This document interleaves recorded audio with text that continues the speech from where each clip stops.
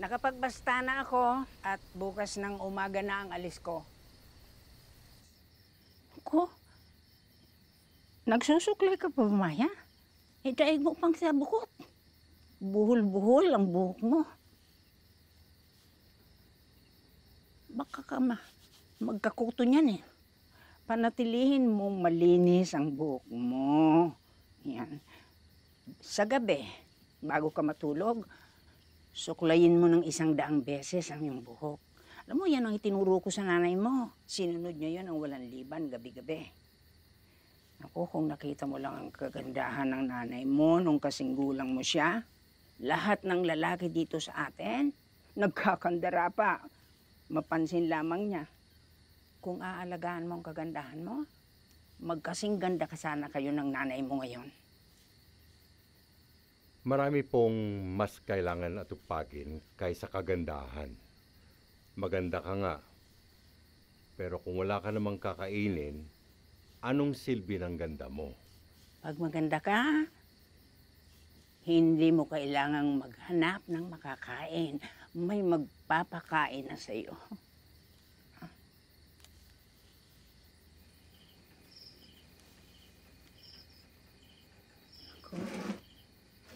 Bilog na naman pala ang buwan. Alam ba ninyo kung anong kasabihan tungkol sa bilog na buwan? Sa unang gabi raw na bilog ang buwan, doon naglalabasan ang mga kaluluwa o espiritong hindi natatahimik.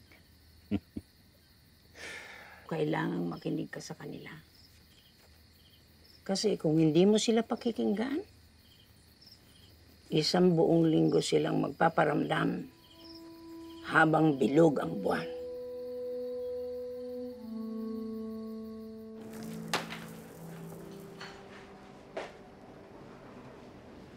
Uwi na ako. Ha? Bakit? 10 oras na ng gabi, oh. May uuwian pa ako. Ako rin naman eh. Pwede gayahin mo ako. Wala ka naman mapapala dyan sa paghanap mo sa HDC na yan. Alam naman natin pareho na hindi siya pasahero ng bus. May listahan na tayo nun, di ba? Ang nasa listahan, yung may mga pamilyang nag-report. Paano kung walang pamilya magre-report para sa kanya? Hindi ko alam ang tamang diskarte, Domingo. Basta pagod na ako, uwi na ako. Saka dapat alam mo kung kailan ka titigil sa pagtatrabaho. Ayan, oh. Papatayin na nilang kuryente. Ang oras na. Maawa ka naman sa pamilya ko. Maawa ka nga sa pamilya mo. Mabuti kung limpak-limpak ang binabayad nila sa atin dito.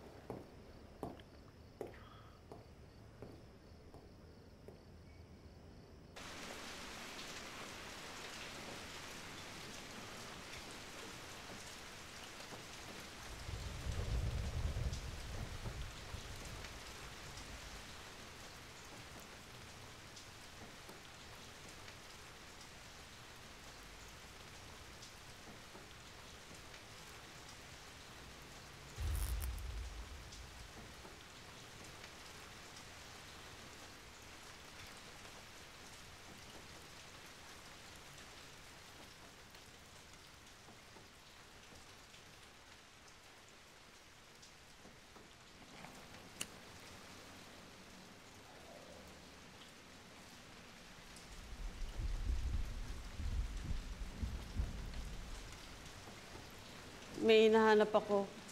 Pwede mo ba akong tulungan?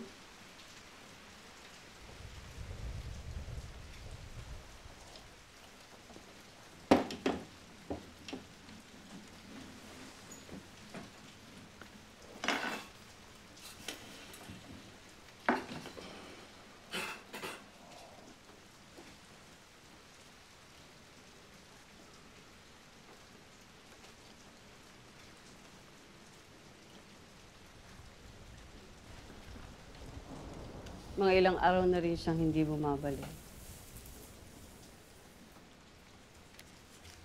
Yan ang litratong meron ako. Kuha yan ng isang taga-dyaryo nung napunta siya doon sa asyenda. Kasama mo ba siya doon sa bus na nawawala? Hindi ko alam kung saan siya pumunta. Baka nga sa bus. Pero hindi ko masigurado. Ang alam ko lang, ilan sa mga kasama niya ang nagbabalak sumugod sa Maynila para sa kaso. Ano pong kaso? Ang kaso sa lupa, wala ka bang nalalaman?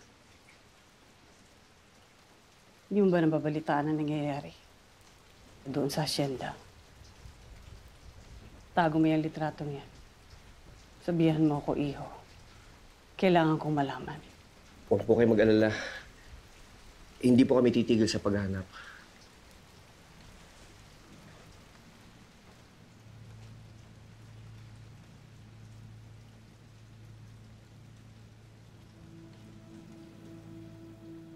Tumigil na ang ulan.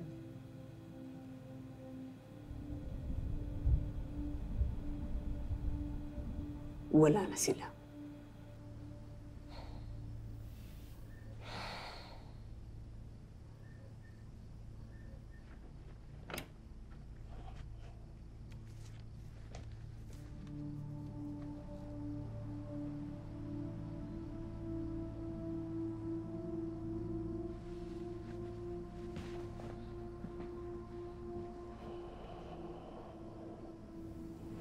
Nabili mo ba yung Vulcasil? Ano? Sinabi ko yung guys. Ano yan? Hindi ko yata. Bali bukas, pagdaan ko sa...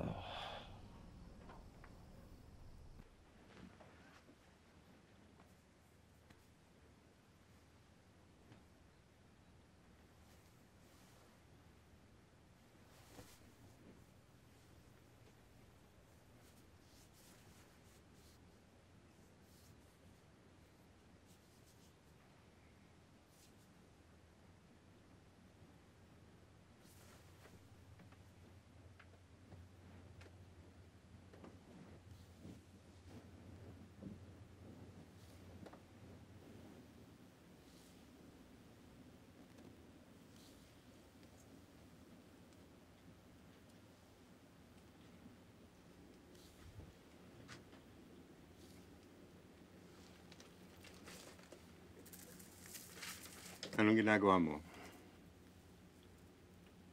Kailangan kita sa labas. Tama na yan. Tali mo nga yung buhok mo.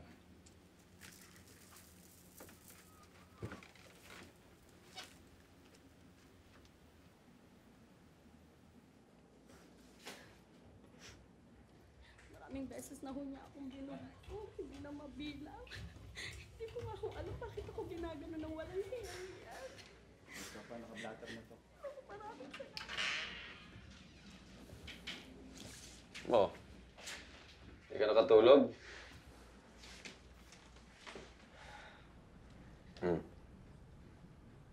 Di ba nanggaling sila sa San Jose? Ano kung merong isang tao na ayaw makarating si HDC sa Maynila? Posibleng politikal, posibleng personal. Kaya, gusto mo makapunta sa San Jose. Yan ang basa ko sa'yo. Tignan lang natin yung mga nakabukas na kaso.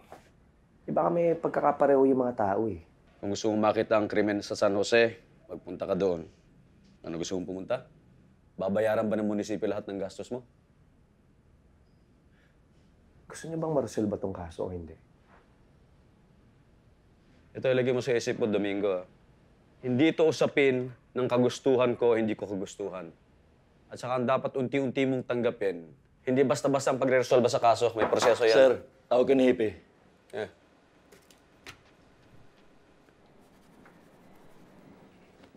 Sir. Musta po? May bago kayong kaso. Ang mga papeles, pag-aralan nyo. Pero sir, tumatakbo na yung kaso ng bus. Meron no kasing illegal na nangyari dito eh. Kutob ho namin na nasa San Jose ang sagot. Ikaw lang. May ebidensya ka ba dyan? Sa San Jose ang sagot, ha? Yung mga tao, sa San Jose din, babakasyon. Balik balikan nyo na lang ako pag may ebidensya na kayo. Sa ngayon, basta lang ngayon na itinapon sa tabi. Bago kayong kaso yan ang tupagin nyo. Yun ang pakialaman yung bus. May nawawalang Philippine Eagle sa sanctuaryo. May pumigtas doon sa tracker niya. Tapos kinuha yung haribon. Sorry, sir, ah. Sinasabi niyo ba na ang bus na ito'y parang napaglumaan lang ng may-ari? Eh, sir, meron nung nawawalang mga tao, eh.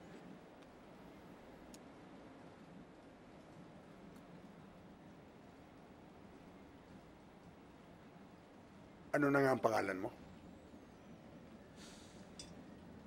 Domingo, sir.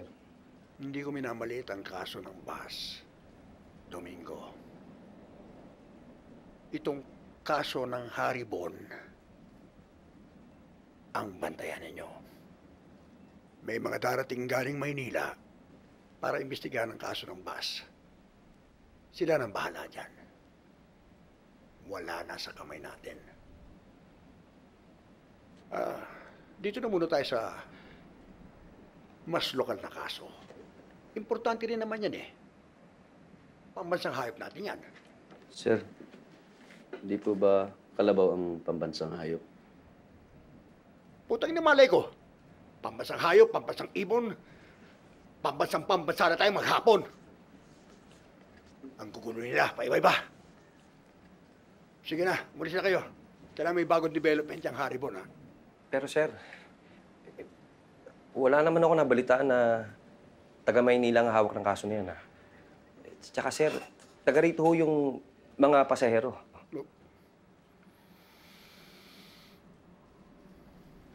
Huwag muna ngayon, Domingo.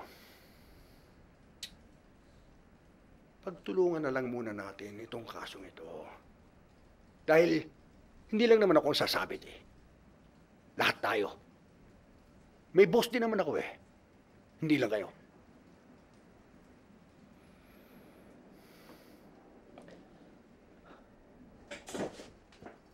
Sir. Mendoza, talian mo yung alaga mo, ha? Yes, sir. At Mendoza, hindi mo na ako pwedeng ipahiya ulit. Nakakarami ka na.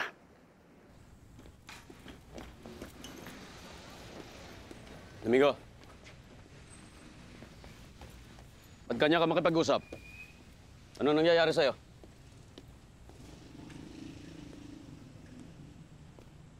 Nakikinig ka ba sa akin? Hindi ko kasi makuha kung bakit ganyan natin tratuin yung kaso, eh.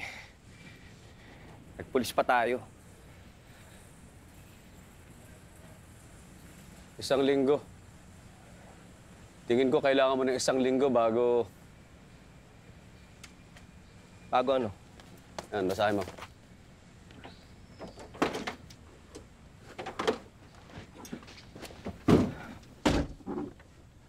Tapos ano? Narinig mo yung sabi ni Chief? May nawawalang Philippine Eagle dun sa sanktuaryo. Buksan mo. Yung tracker lang ang nakuha nila. Nakakalat. Anong tracker? Yun yung kinakabit sa ibon para malaman kung ilan yung bilang nila. Bale, may nawawalang haribon. Tapos kailangan nating mahanap. Yan. Pag ganyan mga kaso lang tayo.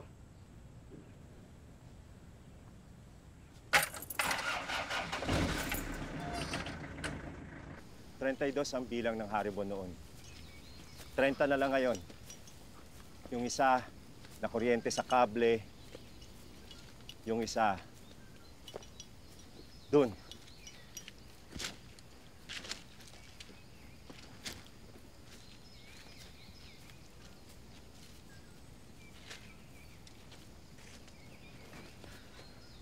Dito po. Dito po namin nakita. Tubig, sir. Asan yung bangkay? Wala pong bangkay. Tracker lang yung naiwan, oh. Tingnan nyo. Yung marka papunta doon. Alam nyo, hindi na kaya ng haribon na mabuhay sa labas ng sanktuaryo. Nakakalbo na ang mga gubat dahil sa timber poachers, illegal loggers, kaingeros. Wala nang makain ng mga Haribon, kasi yung mga hayop, kumukonti na. Nagugutom na sila. Kung hindi pa dahil sa sanktuaryo, baka tuluyan ng naubos ang lahi nila. Kahit dito, bihira mo na silang makita. Natutulog yata. O kung magpakita man, para kang nakakakita ng multo. Minsan lang magpakita. Namimili pa kung kanino magpapakita. Sir,